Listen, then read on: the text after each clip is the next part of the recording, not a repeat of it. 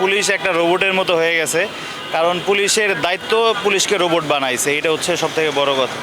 যখন পুলিশের ওপর দায়িত্ব জ্ঞান আসে কিংবা পুলিশের ঘাড়ে দায়িত্ব চাপে, তখন তারা সব কিছু ত্যাগ করতে ইচ্ছুক, সব কিছু ত্যাগ করতে রাজি। এজন্য তারা এই দায়িত্বের ভারে তারা নিরলসভাবে এই পরিশ্রমটা করে যাচ্ছে। এবং অদ্যাবধি যখন থেকে পুলিশিং কার্যক্রমটা শুরু হয়েছে, এই ট্রাফিক ব্যবস্থাটা শুরু হয়েছে, থানা কার্যক্রম শুরু হয়েছে, তখন থেকেই এই নিরলস পরিশ্রমটা পুলিশ করে যাচ্ছে।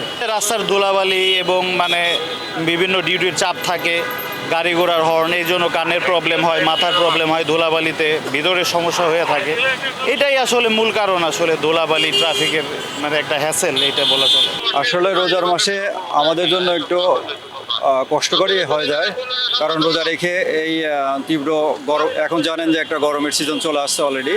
তো এই গরম উপেক্ষা করে আমাদেরকে এই ট্রাফিক ক্লিয়ারেন্স দিতে গিয়ে আমাদেরকে অনেক স্ট্রাগলের মধ্যে যেতে হয়। আর আপনি যেটা বললেন যে হচ্ছে আমাদের ঘাম ঝরে কিনা, অবশ্যই আমাদের শরীর থেকে ঘাম ঝরে, কিন্তু তারপরেও এটা আমাদের জন্য সুখকর যে না, আমরা ঘরমুখী মানুষকে ইফতারি করার জন্য তারা অনায়াসে যাতে বাসায় গিয়ে তাদের পরিবারের সাথে ইফতারি করতে পারে, এবং সেই সুযোগটা যে আমরা করে দিতে পারি, এর জন্য এটাই হচ্ছে আমাদের জন্য বড় পাওয়া, যে না আমরা মুষ্টিমেয় কিছু সদস্য আমরা যে কষ্ট করছি, এর বিনিময়ে বিশাল একটা জনগোষ্ঠী তাদের পরিবারকে নিয়ে ইফতারি করতে পারছে, এটাই আমাদের জন্য বড় পাওয়া। হ্যাঁ, দেখছেন ইতিমধ্যে অনেকে আমাদের এই আমরা যেহেতু আসলে ইফতারির সময় আমরা বক্সে বসে বা পরিবারের সাথে ইফতারি করার সুযোগ হয় না, অনেক সময় রাস্তা দাঁড়িয়েই আমাদের ইফতারি করতে হয়। সেক্ষেত্রে অনেক পথচারী বা আমাদের বিভিন্ন সংস্থা আমাদেরকে ইফতারি দেয়, এবং তাদেরকে আমাদের ট্রাফিকের পক্ষ থেকে অনেক ধন্যবাদ যে না, তারা আমাদের কষ্টটা উপলব্ধি করতে পারে জন্যই